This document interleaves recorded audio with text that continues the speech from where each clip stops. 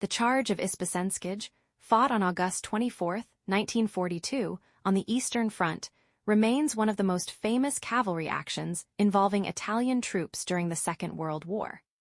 It took place near the small Russian village of Isbuscenskij in the Don River region during the Italian Army's campaign in the Soviet Union. The battle became legendary because Italian cavalrymen, armed largely with sabers, carbines, and machine guns, launched a surprise attack against a much larger Soviet force and succeeded in breaking its positions. The action was carried out by the Savoia Cavalleria Regiment, one of the most prestigious cavalry units of the Italian Army, commanded by Colonel Alessandro Bettini Cazzego. By the summer of 1942, the Italian Eighth Army, known as ARMIR, had advanced deep into Soviet territory alongside the German armies.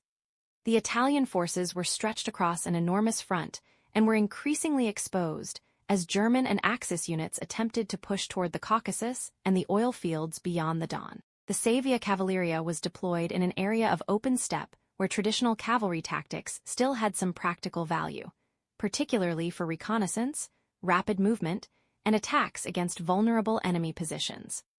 On the morning of August 24th, the regiment was moving through the countryside when its scouts discovered a large Soviet force occupying defensive positions near Isbuscenskij. The Soviet troops belonged to the 812th Siberian Infantry Regiment and were supported by numerous machine guns, giving them a considerable advantage in firepower and numbers. The Italians were facing an enemy that appeared well positioned to stop any direct assault. Colonel Bettini therefore decided to exploit surprise rather than attack immediately across the open ground.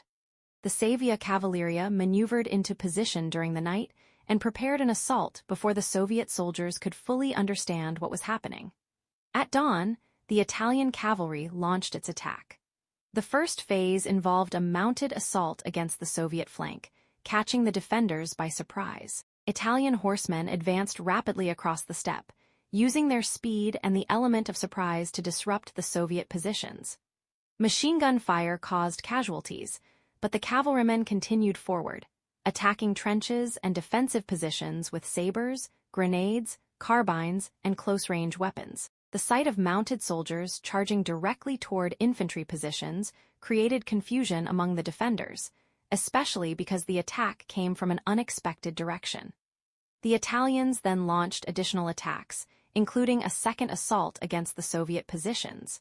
In some areas, cavalrymen dismounted and fought on foot, using their horses primarily as a means of rapid movement. This combination of mounted and dismounted tactics allowed the regiment to maintain pressure on the Soviet defenders while avoiding a single predictable line of attack.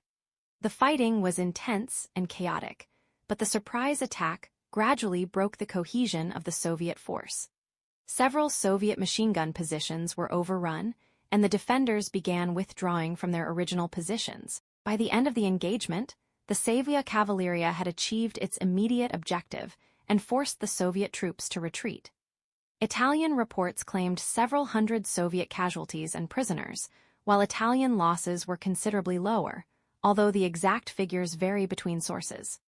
The battle became famous in Italy as a remarkable example of cavalry courage and tactical surprise, especially because it demonstrated that mounted troops could still be effective in certain circumstances during a war increasingly dominated by tanks, artillery, aircraft, and automatic weapons. However, the Charge of Isbuscenskij should not be interpreted as proof that traditional cavalry had regained its former battlefield supremacy. The success depended heavily on surprise, terrain, leadership, aggressive maneuver, and the temporary vulnerability of the Soviet deployment. It was an exceptional tactical victory, rather than evidence that cavalry could routinely defeat modern mechanized armies. The regiment itself paid a price for its success, and the wider Italian campaign in the Soviet Union would soon reveal the enormous difficulties facing the Axis forces. Months later, during the Soviet offensive that shattered the Axis front along the Don, Italian units were forced into a desperate retreat through freezing conditions, suffering enormous casualties from combat, exhaustion, hunger, and the cold. The Savoia Cavalleria also participated in these later operations, showing that the men who had achieved the famous charge at Isbuscenskij were eventually caught up in the much larger strategic disaster of the Italian campaign. Today, the battle is remembered as one of the last major cavalry charges in European military history.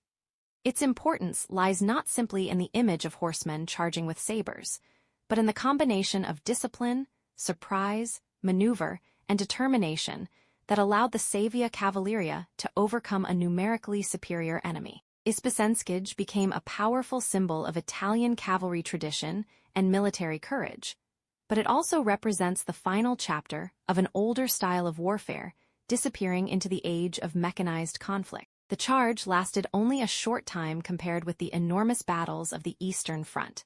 Yet its dramatic character ensured that it would survive in military history as one of the most extraordinary episodes of the Italian army in World War II.